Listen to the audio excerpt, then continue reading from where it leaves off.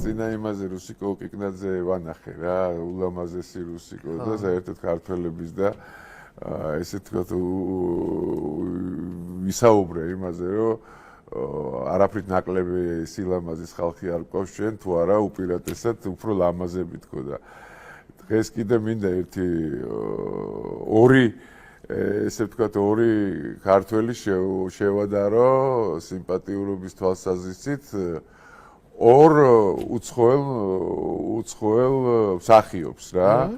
ხო და აი თუ შეიძლება ეს არა, ეს ალენდელონია, წარმოიდგინეთ. ეს ლევან აბაშიძეა რა. აიო. ხო და წარმოიდგინეთ ეს ლევანია. ჯერ ეს ორი შევადაროთ რა, მე გადასარევი მახსოვს რომ ერთ პერიოდში ვსწავლობდი რა ლამაზი იყო. კი ბატონო, სასწაული არც ერთი ფოტო და არც ერთი კინოკადრი არ გამოხატა სიცოცხლეში რა სილამაზე. აი ეს გრიგორი პეკია ეხა რა. ხო.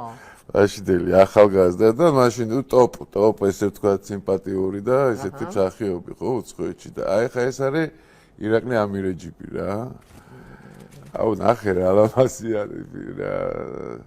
თან სასწაული უბაშკაცესი და აი ვისკონცის სიკვდილი ვენეციაში აი თავარ როლის მშვენიერების განსახიერება ვერ იქნებოდა? კი ბატონო, როგორ ვერ იქნებოდა? ეხა მაკიტო ვიძახი რომ ჯიში ეხა ეს მაკა ასათიანი სპეციალურად შევარჩიე რა და მინდა რომ მაკაზე ორი სიტყვა ვთქვა რა ესეთი ესე იგი აი ამდენი ხანი ხო ცხოვრობთ ერთმანეთს ხედავთ რაღაცა ყველანი ვიცით ვინ არის რაღაცა და აი გარეგნობითაც ყველაზე დასტოინია და ცხოვრების წესითაც რა მე ხო არ ვიცი გესმის ეხა დღეს რასაც მაკა აკეთებს მაკა არის ხატმწერი რა პატრიარქთან და პატრიარქმა ოფიციალურად ნება დარწო და იმ ცხოვრებით ცხოვრობს და ნუ რა გითხრათ რა მაგას ვიძახი რომ აი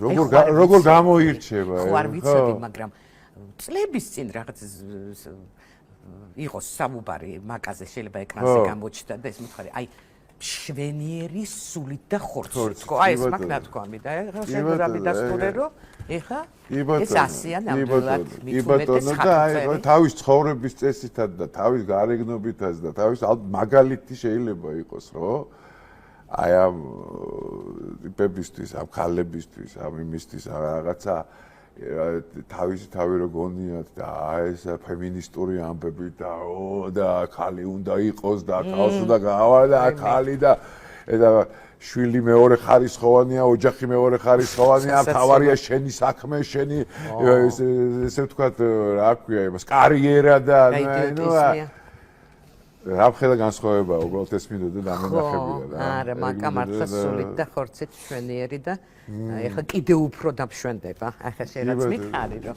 პატრიარქმა დალოცა და ხატმწერად შეიქმნა ხო?